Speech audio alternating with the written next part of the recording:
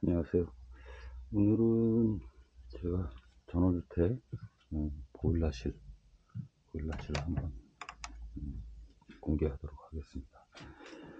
이 주택의 그 심장부라고 할 수 있는 저의 보일러실 창고 겸 해서 설계를 했는데, 보일러 크기가 워낙 크다 보니까 상당히 보일러 차지하고 잔여 공간을, 일단 작동 단위를 좀 보관할 수 있는 걸로 설계를 했는데 생각처럼 넓은 공간이 되지 않았습니다. 보일러는 그 기드라미 KRH35B라고 해서 목재하고 등유 기름 보일러를 겸용하는 보일러로, 목재는 추웠을 때 보조 연료로 준비를 하고 있는데, 제가 두 번째 겨울을 맞이했는데 아직 큰 추위는 없었어요. 그래서 대부분의 연료는 기름 등유를 사용하고 있습니다. 이 화목 겸용 보일러는 화목을 떼는 것을 중심하기 때문에 연통도 150mm 정도로 굵습니다. 왜냐면 연기가 빨리 빠져나가기 때문에. 그 등유열 효율은 그렇게 높지는 않습니다. 왜냐하면 나무에 연기 빠져나갈 구조에 기름을 떼기 때문에, 아무래도 기름에 떼는 이 보일러의 기본적인 그 열효율을 높게 하기 위해서 전용 그 연료를 가지고 설계를 한 거니까, 겸용으로 하다 보니까 목재도 잘 빠져나가고 기름도 빠져나가고. 그러니까 목재 연기는 잘 빠져나가는 건 좋은데, 기름을 태우는데 잘 빠져나간다는 거는 이제 열기가 바깥으로 많이 나간다는 거죠. 효율은 그렇게 좋진 않습니다. 보일러 무게가 굉장히 설치할 때 무거워서 단독으로는 작업하기 없고 인부가 여럿이서 옮겨놔야 돼요. 여기 지금 효율표가 나오는데 원소효율하고 이렇게 참고하시면 될 것 같고요. 대체적으로 난방 85%, 85% 정도. 보통 기름 보일러는 90%가 넘습니다. 최고 그 컨덴싱 보일러 같은 95%까지 간다 그러는데, 이제 이거 어느 정도 사용하고 난 다음에 컨덴싱 보일러가 자리도 많이 차지하고 그러니까 그런 계획도 가지고 있습니다. 한 2번 겨울밖에 안 났기 때문에 아직 더 상할 수 있고요. 제가 지금 이제 보일러 설계한 거에 오늘 소개해 드릴 내용이 급탕기, 이것도 이제 기드라미 전기 급탕기. 여기도 이제 급탕의 난방 뿐만 아니라 온수도 이제 할 수 있는 그런 설계가 돼 있지만은, 이걸 안 켰을 거에 전원주택에서 온수가 또 필요한 경우가 있을 경우가 있기 때문에 직렬로 연결을 했습니다. 그래서 평상시 보일러를 안 켜더라도 보일러를 통해서 온수가 전기로 통해서 들어가고 있고요. 그 다음에 이제 이 원격으로 전원을 키면은 바로 데울 수 있는 거. 저는 이제 보면 스위치도 그렇고 와이파이 표시가 되어 있는데, 이렇게 보면 와이파이 표시가 있는데, 이게 깜빡 잊고 전등이라든지 이런 전원장치라든지 이런 것들을 안 켰을 경우에는 앱을 통해 가지고 원격으로 집을 비웠을 경우에도 차단을 할 수 있게끔 다 설계가 되어 있어요. 제가 지금 제 설명을 오늘 드리려는 거는 보일러의 난방 방향에 대해서, 처음에는 이제 이쪽이 들어오는 곳으로 나가는, 이제 찬물이 방을 돌고 들어오는 곳으로 하고, 여기 이제 나가는 곳으로 이렇게 펌프의 방향을 반대로 했더니 에어가 자꾸 차는데 꿀렁꿀렁 계속해서 또 에어를 자꾸 빼줘야 되고 막 이렇게 했었는데, 이제 뭐 여러 가지 뜨거운 거를 난방하는 모다 펌프에 열기를 머무는 거를 보내는 쪽으로 하는 게 하면은 모다 펌프의 수명이 짧아진다는 일설. 그 다음에 비설 같은 경우에는 이제 그 찬물이 먼저 들어와서 이 돌아가지고 나가게 밀어준다. 이제 보일러 쪽에 열기를 밀어준다는 거 비설 뭐 이렇게 있었는데, 비설이 이제 처음에 설치를 비설로 했어요.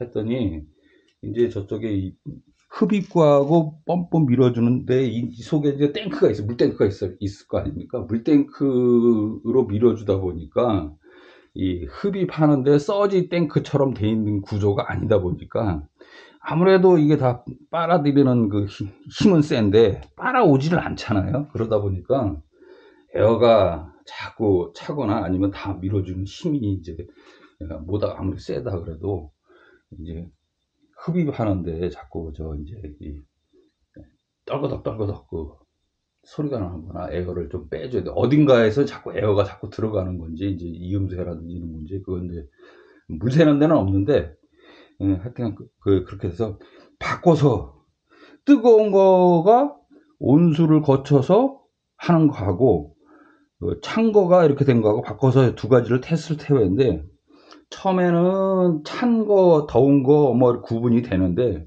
한참 이제 1시간 이상 이제 25평을 데우다 보니까 큰 차이가 없어요. 이 모다 펌프의 온도는 그냥 계속 이 보일러는 켜져 있는 상태에서 돌고, 이 순환 펌프는 계속 순환을 하더라고요. 그러니까 이제 이 배관에 있는 그 온도하고 보일러 온도를 계속 일치시키기 위해서 이제 설정된 온도를 맞추기 위해서 공기 온도가 이제 설정 컨트롤러가 맞추기 위해서 계속 돌게 되거든요. 근데 이렇게 거꾸로 이 모다에 받는 온도는 차이가 없더라고요. 근데 그걸 하고 다만 이제 이게 거꾸로 달았을 때 에어가 꿀렁꿀렁꿀렁 해서 이제 결국은 결론은 어떻게 되냐, 이쪽 탱크가 서지 탱크 흡입구 쪽에 어떤 보조 탱크가 있어도 흡입하는 데에 이제 그 스프링적인 역할을 하는 거죠. 충격 완화 그런 역할을 하다 보니까 밀어주는 쪽에 흡입구 쪽에 이 보일러가 물탱크가 자기가 가지고 있는 물탱크가 어떤 역할을 하다 보니까 뜨거운 거가 모다에 먼저 닿지만은 어쨌든 간에 그 1시간 이상 돌리게 되면은 똑같은 뭐 보일러 온도나 이쪽 온도나 이제 물의 온도는 이제 100도까지 이제 그 밑에서 이제 도는 건데, 결국은 이제 이점이 뭐냐, 뜨거운 것을 온돌 바닥에 코일 쪽으로 가는 것이 맞는 것 같아요. 왜냐하면은 이제 에어가 안 차고 이게 이제 서지 탱크 역할을 하는 거니까. 제가 이제 이 전원주택에 사다 보니까 예비 펌프라든지 펌프가 나가면 한겨울에 추울 때 큰 공사가 되고 예비 펌프도 저렇게 준비를 해놨고 뭐 이렇게 해서 했는데, 실제 여러 가지 테스트를 해보니까 물 보충이라든지 돌아오는 물에서 이 탱크 쪽에서 이제 물 보충을 자동적으로 하기 때문에 모자라는 부분이 있으면 자동 청소해야 돼. 거꾸로 도니까 이거를 수동으로 자꾸 해줘야 되고 소리가 자꾸 나더라고요. 그래서 요거는 원래 설치하는 거는 이제 업자가 설치하거나 이 매뉴얼에도 방향은 물탱크 쪽으로 가는 걸로 돼 있는데, 흡입구 쪽에 난방수에 있는 무슨 탱크가 하나 있으면은 그쪽에 이제 충격 완화를 흡입해서 이렇게 되겠지만은 그게 없단 말이에요. 그러다 보니까 결국은 이제 이쪽에 물탱크 쪽으로 물을 밀어주는 거거든 하다 보니까 물이 이제 충격이 이쪽은 진공이 걸리고 이쪽은 물이 많이 있는 상태에서 밀어주고, 그러다 보니까 이제 꿀렁꿀렁 뭐 이런 소리고, 또 여기서 돌아온 물을 또 이쪽으로 보내려니까 이 물 보충 보수도 안 되고 그런 현상이 일어나는 걸 발견을 했어요. 그래서 어느 정도 이제 전원주택 생활을 하면은 이런 것들을 스스로 해결을 해야 되는 겁니다. 그래서 그거는 해결을 했고, 요거 이제 직수 같은 경우는 제가 100리터짜리를 전기 걸로 했어요. 근데 이제 용량이 3kg가 되다 보니까 이걸 항상 킬 때는 내가 까먹더라도 30분 정도만 키우면은 충분히 이 물탱크 안에 물이 온수 쓸 만큼 되거든요. 굳이 80도 이제 맥시멈이 80도에 자동 꺼지는데 그 정도까지 올리지 않아도 찬물 덜 섞고 이렇게 쓸 수가 있는 상태의 온도가 되니까 그 정도만 되면 30분 동안 3kg의 그 전기를 쓴다는 것도 상당히 많은 소비 전력을 하고 큰 저거기 때문에 항상 전기를 이렇게 꽂아놓고 상한 80도를 계속 유지하려니까 하루 24시간 이제 자기가 물을 쓰지 않더라도 이제 보온성이라든지 이런 게 떨어지면서 가끔씩 이렇게 1시간씩 이 전원이 들어가거든요. 이제 기본 설정은 그렇게 돼 있죠.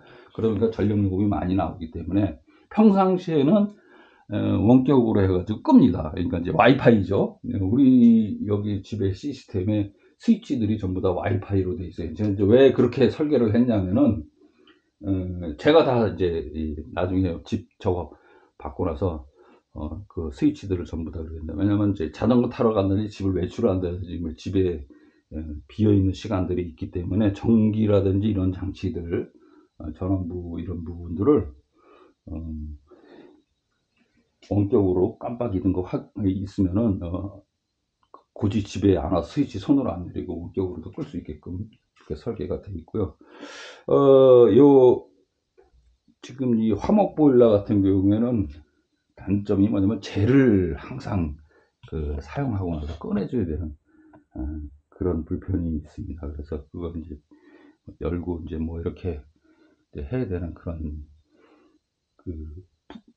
난방이나 이런 거는 이제 나무 떼거나 연기 나고 이래서 효율은 목재 가격도 기름값 못지않게 만만치 않습니다. 만만치 않은데 그래도 이제 일시적으로 큰 열량을 내는 데는 나무를 이렇게 보조로 이렇게 쓰는 것이 준비해 놓은 스탠바이 한 상태에서 준비해 놓은 이제 전원 주택 보일러 온도 관리하는데 하는 거가 아닐까 싶어요. 기름은 연료는 이거 이제 제가 이게 지금 200리터짜리인데 300리터짜리를 설치하라. 업자 말 안 듣더라고. 자기 고집 한번 딱 이게 필이 꽂히면은, 아니 그 건축주가 300으로 해라. 그 한 드럼 반 정도 해라 그랬더니, 이제 이게 지금 이제 2드럼짜리죠. 3드럼짜리로 해라. 내가 이제 그렇게, 3드럼이 이제 한 드럼이 200리터니까. 근데 이제 그거를 그렇게 이제 요구를 했는데 말 안 듣더라고요. 이제 이게 건축하는데 저 나름대로 이제 전문 지식이 있는 거는 있고, 내가 원하는 그런 부분도 있고, 이런 부분을 잘 매칭을 해야 되는데, 이거 여기 좀 칠 좀 해라 그랬더니 또 그것도 고집 안 해가지고 제가 또 이렇게 칠하다고 말았는데, 좀 하얗게 되면 좀 깔끔해 보이지 않을까 했는데, 이게 지금 도배 원목, 그러니까 이제 돈이 들거나 이런 부분보다도 하기 싫은 거예요. 그냥 이게 지금 큰 인건비 들어가는 것도 아니고. 근데 이런 데 벽 뚫고 나서 마감을 안 해가지고 이런 것들, 사실 이 샌드위치 이 건축 재료가 열에 제일 취약하거든요. 닿는 부분이라든지 이런 이중 코어라든지 이런 것들은 중간에 재료 이제 해놓은 거 다 뜯어 고치면, 이게 작업은 내가 하지 않고 이제 재료를 사다 주고 이걸 꽂아라. 이제 그렇게 지시해 가지고 이제 요 이중 벽 넘어가는 이중 이거 하고, 이제 석고 마감이나 제가 했고, 이제 그렇게 맞춰가지고, 마치 이제 이런 거 건축 잘하면 마감 이런 것들이 조금 저한테 이제 불만이 많아서 더 이상 그걸 이제 거론하고 싶지 않아서 이제 그렇게 했는데, 제가 설계하거나 그런 의도가 있거든요. 그래서 이제 그런 거를 좀 생각해서 이렇게 했는데, 나중에 보니까 추가되고 이런 부분이 있어가지고, 이건 이제 건축 재료의 이 온수기라든지 이런 것들은 당초 계획에 든 게 아니고 별도로 사주고 추가해서 여기 전기 이쪽으로 넘어오는 전기 용량을 좀 키워달라고 이제 그렇게 해서 이제 중간중간에 이제 그렇게 보조를 해서 설치를 했습니다. 요거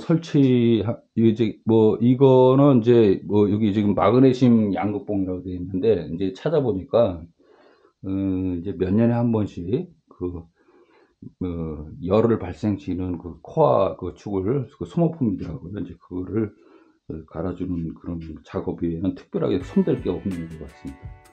뭐 그렇게 지금 돼 있고, 저는 이렇게 이 온수 펌프 용량 맞는 거 구경이고 해가지고 알아가지고 예비로 이제 한참 쓰다가 저 펌프가 안 돌면 이제 난방에 한겨울에 저 시골에서 저기 기술자 불러가지고 이걸 또 처리하는 게 시간이 많이 들고, 나는 저 추운데 오들오들 떨고 이제 그럴 일이 없도록 저 순환 펌프에 보일러 온도로 과열을 하면은 순환 펌프가 멈춰서 과열을 하면 자동으로 꺼져가지고 아무리 불을 떼도 이제 불이 떼지지가 않죠. 목재를 집어넣지 않으면은 이제 저절로 꺼져 있고, 꺼져 있어 불이 떼지지 않죠. 과열을 하기 때문에 그 안전장치들이 이제 본래 자동으로 돼 있기 때문에, 그래서 그렇게 돼 있기 때문에 저 순환 펌프가 망가지는 사례, 자동으로 저절로 망가지는 사례는 뭐 거의 뭐 희박한데, 이제 수명이 다 돼가지고 망가지는 경우라든지 뭐 이런 경우는 이제 뭐 설치한 지 얼마 안 됐으니까 그런 경우라든지 뭐 하여튼간 뭐 원인 모르게 뭐 저 펌프가 온도에 맞아서 설정된 거에서 순환 안 되면 또 낭패를 보니까 가장 중요한 부분이니까 보일러에서는 이제 바깥으로 나와 있는데 긴 부위는 안으로 들어갔죠. 그렇게 지금 이 주택의 신장부에 해당하는 보일러실 조금 이제 뭐 정리가 안 돼서 너저분 합니다만은, 원래 이렇게 좀 이렇게 뭐 작업하다가 이게 해놓고 또 나중에 정리하지 뭐 이런 게 전원생활이에요. 그냥 뭐 맨날 깔끔하게 하고 뭐 아니라 뭐 이렇게 하면서 지내는 거죠 사실. 그렇게 하면서 중요한 것들은 이제 겨울 다 나고 뭐 이렇게 해서 난방이라든지 이런 것들은 이렇게 견뎌내고 있는데, 아직까지 2번 겨울을 지금 했는데 그렇게 큰 추위는 아직 없었습니다. 없었는데 저는 그 생각에 형 여기 좀 더 북쪽 지역이고 그래서 한번 제대로 한번 추워보자 노렸는데, 저 이제 기름값은 이제 한 겨울을 날려면 2번, 한 번 이 탱크를 채우는데 50만원이에요. 50만원 정도. 여기 이제 겨울 되면 등값 좀 이렇게 담합해갖고 좀 올리고, 또 여름 되면 좀 내리고, 이제 그게 한 1, 2만원 차이가 좀 남긴 납니다. 단합했냐고 증거 찾으면 지는 그 가격 똑같이 받는데 이거 담을 안 하겠어요. 하여튼간 2번 정도를 집어넣고 이제 여름철에는 대체적으로 좀 탱크를 좀 비워놓으려고 그래요. 지금 유증기라든지 증발하는 양이기 때문에 그리고 또 장기간 쓰지 않고 기름 이렇게 이제 많이 채워놓고 있으면은 아무래도 관리하기가 힘드니까 바닥까지는 다 내려서 쓰고, 또 겨울 되기 전에 또 채워놓고 이제 뭐 그렇게 할 계획으로 뭐 지금 이제 그렇게 하고 있습니다. 그렇게 하고 있고, 저 탱크는 이게 했는데 요 석유통은 조금 아슬아슬하다 그러면 그냥 제가 주유소 가서 3통 정도, 이제 올 봄에도 갑자기 추위가 오고 그래서 올 봄에도 3통 정도 집어넣었더니 계속 이제 요 상태 계속 있는 것 같습니다. 이제 좀 더 보일러를 더 킬 일이, 밤에 그냥 이렇게 27도 이 정도 이렇게 이제 보일러 온도계가 정확한 건 아니지만은 그 27도의 그 눈금에 맞춰 놓은 게 딱 맞는 것 같아요. 그래서 안 건드리고 있습니다. 그냥 스위치만 껐다 켰다 켜놓고 지가 온도에 맞으면 지가 돌아가고, 또 26도 되면 1도 올리기 위해서 많이 떨어지면은 많이 돌아야 되니까 그렇게 켜놓고 그냥 자요. 그럼 자면은 지가 알아서 그 1도 올리려고 조금 돌다가 이제 조금 도는 게, 이제 여기서 조금이라는 건 1시간이나 1시간 반 정도 도는 겁니다. 그러면 여기서 한 요 정도는 내려가는 것 같아요. 정도 한번 1시간 반 정도 보일러 들어가면 그런 것 같습니다. 여기까지 이제 전원주택, 나의 전원주택 심장부 이렇게 좀 복잡하지만은 심장부인 보일러를 소개해 드렸습니다.